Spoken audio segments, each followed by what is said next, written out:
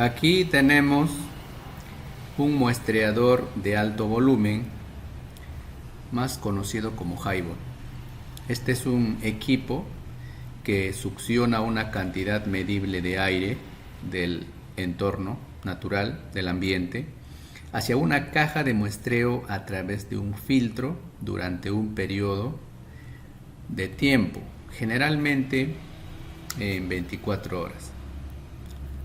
Vamos a detallar su funcionamiento, sus componentes, pues tiene toda esta estructura en la que en la parte superior están ubicadas las boquillas de aceleración, por donde ingresa el flujo de aire, los tubos de ventilación, la pantalla, ¿no?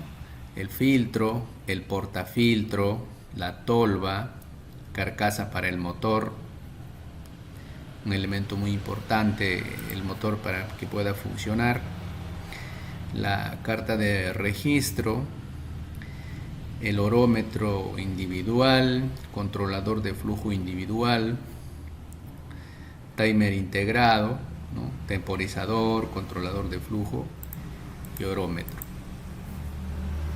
Entonces, aquí podemos observar la parte interna, de qué manera está integrado este equipo. El método activo para material particulado, denominado también como método gravimétrico, cuyo funcionamiento se da de la siguiente manera. Una muestra de aire ingresa a flujo constante a través de un cabezal selectivo que se encarga de separar mediante una fuerza inercial las partículas mayores que no son de interés del monitoreo. Luego, las sustancias de interés, tales como partículas totales en suspensión, material particulado menor a 10 micras, material particulado menor a 2.5 micras o material particulado menor a 1 micra, son colectados en un filtro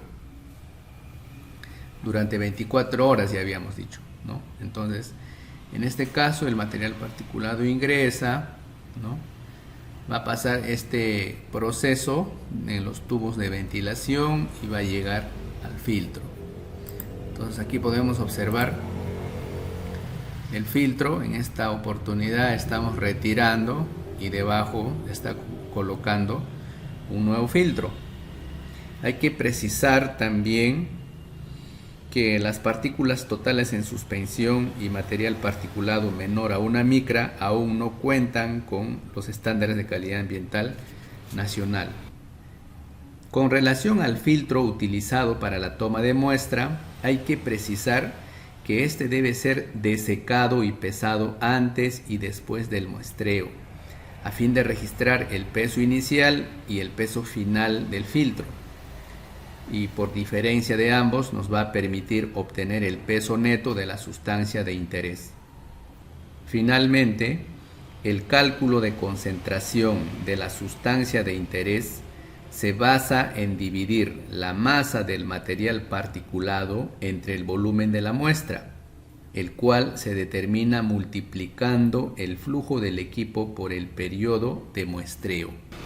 Respecto de los métodos de referencia y métodos equivalentes para la determinación del material particulado, en el caso del material particulado, a nivel mundial el método de referencia aprobado es el de separación inercial, gravimetría.